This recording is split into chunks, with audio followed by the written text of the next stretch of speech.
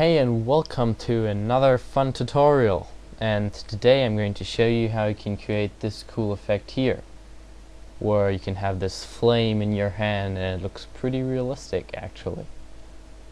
How come these effects are all some stuff that you can't actually have in real life? I always feel stupid when calling them realistic. Who cares? Let's get started. Now there's a similar tutorial to this one online already, but I've changed a few things and I think it's easier to make that way in case you know the other one, just in case. So we have the hand footage here.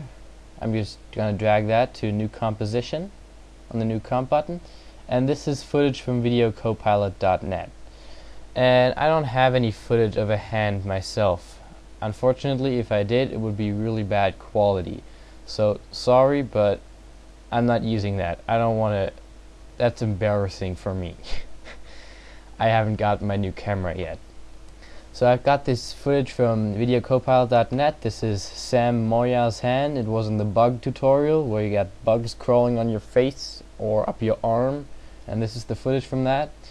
You can download it as well as in the project files for that tutorial on videocopilot.net, which I'm already saying for the third time, I just noticed. Who cares? Let's get started. Now what you want to do first is you have your footage and you want to track it. So you're going to go to Window and open the tracker controls. Then you're going to go to Track Motion, zoom in here a bit, select this track point, just scale it up a bit, and move it to those points over there, for example. These work pretty well. Not always, but they sometimes do. And because I don't want this tutorial to waste any time, I've already created that tracker. Well, I'm going to copy the one from the preview I just showed you, and we'll use that one instead for this tutorial.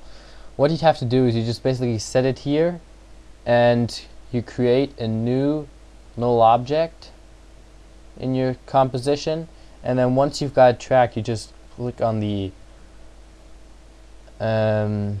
Analyze Forward button here when you're in the first frame, and analyze this footage, and then you can apply this data. You can edit the target, so make sure it's the null, and apply the data, and that's how you would have your tracker null object. Now I'm gonna just take the one from the other composition. I'm going to go to Edit, Copy, and paste this null object in here. I'm just going to call it Tracker. And it basically, when I turn it on here, the visibility, it's stuck to my footage, well, basically to the middle of the hand for some distance. I didn't track all the way. I tracked like, I'm going to stop this at 2 seconds, press the N key to end this here at 2 seconds. And yeah, now we've got the footage tracked. So our next step would be to import the flame footage. Now there's footage like this on detonation films. Oops, that was a mistake, sorry there. We pull in our composition down here. There's footage like this on detonationfilms.com. You can just go there and download it. It's a really cool website with lots of flames and gunshots. I really recommend it. We're going to set this layer's transfer mode to add so that the black disappears, and this label down here, the detonation films, that's only on the very first frame. So or on the first few, it ends right about here. And because this is fairly long, this flame, we're going to drag it back so that we're just going to check the first frame here, drag it back until we got this one spot that we want. There's this spot at the end where it just blows up and then it burns for quite some time. So we'll like go there at this moment, and we're going to drag it up into the middle of our hand. Then holding one of these corners and the shift key on your keyboard, you can scale it up. It's a uniform scale so it doesn't distort anything, and we're going to make it even bigger, and that should fit. And this is important. You're going to have to take the pig whip and parent this to the tracker so that it also has the tracking, well, it follows the tracking null object and it stays on the hand the entire time. And now I'm gonna pull it up even a bit further there so it's in the middle of the hand, and I think that fits pretty well. So now make sure you got the flame footage selected, and we're going to go to Effect, Color Correction, and where is it? Curves. And we're going to add some contrast. So just drag this up a bit, this down, just a tiny bit, so you can see a difference here. Just a tiny bit in contrast difference. It's not that great, but makes it look a bit better. And go also Effect, Blur and Sharpen, Sharpen. Because it's slightly blurred, we're going to add like a value of 25, and that brings back some of the details you can see there. Okay, we're done with the flame footage. Now, this, some people like to stop at this step. This looks, well, it looks like he has a flame in the hand, but yeah, it doesn't look that realistic. It just looks like it doesn't really look like anything. It looks really composited and fake. So we're going to add a new solid.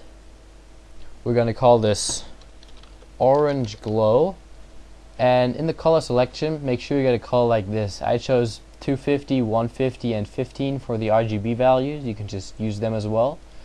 Okay, make comp size okay. Now I'm just going to leave the tracker at the top, and we're going to turn off the visibility for this layer for a second, and take our pen tool, and we're just going to draw a quick mask here on the hand, something like that. Turn the visibility back on, and you see we've got that. Now that looks really odd. So we're gonna have this layer selected, hit MM, and the mask feather will feather this out a bit, and then with this layer selected, hit Shift T, which also opens the opacity, and we're gonna pull this down all the way to, sorry again, all the way to 37%. That's what I chose for the previous composition. And if we have that now. And also we're going to change the mode to add. So instead of that normal orange dark type, we have a glowy, I don't know how to describe this, more like it's a glow on the hand actually. And now this is one of the important steps. Go to Effect, Stylize, Glow, and I'm not going to change it to this simple glow here. We're going to go to Alpha Channel, which makes that ring there, and now we're going to set the glow threshold all the way up to 95% to pull that ring in there, maybe even a bit more, just so we get that ring in the middle there. And I might pull this over a bit. It doesn't have to fit perfectly on the hand like I had it earlier.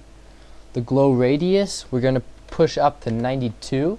So we got the ring like blurred out, and the intensity will also pull up to 8, so it's really bright. And this already looks a lot better. And it's important, what I just missed here is that the glow is below the flame. Did that even make a difference now? That's odd. Oh well. And the glow also has to be parented to the tracker so that it moves with the hand. And now this looks really cool. There's only one thing we're still missing, and that is a flicker on the glow, so that it looks a bit more realistic. For that, we're going to open the opacity, and instead of adding keyframes that affect the opacity, we're going to Alt-click on the little stopwatch, and we're going to add a wiggle expression. And the one we're going to add is wiggle 10, 10, and hit enter on the numpad. What this does is it changes the opacity value 10 times a second. It changes it to 10%. And this is, for my limited experimentation with the first test, this seems to look pretty cool. If I do a quick RAM preview, we can see how this turns out, and that looks pretty cool. And maybe we can go back into our orange glow and turn up the threshold, pull that. Well, we can't pull it any further. We have to make the mask. A bit smaller. So maybe, if I think about it, this looks okay. As long as the this ring doesn't go off the hand. We got the nice glow around on the fingers, over here, over there, on the thumb here. It looks really cool. And if you found this, so we're done here. If you found this tutorial any helpful, please go and visit my blog at Killian Co E. I don't know how you pronounce that. I won't even tell you how I do. .com. That's my YouTube username. On the blog, you can view my tutorials. You've got these embedded right here in the YouTube player. I'm going to show you how you can create this cool. I'm going to turn the sound off, and if you go on full screen, you won't see this very well, but this is HD. You'll see this really good. It lags a bit too because I'm recording, but you can watch this tutorial in HD from a really fast server at YouTube. I really recommend it. I'm going to go to the homepage right now. There's all my tutorials. Please visit, comment, and tell me what you think. Thanks for watching. Bye.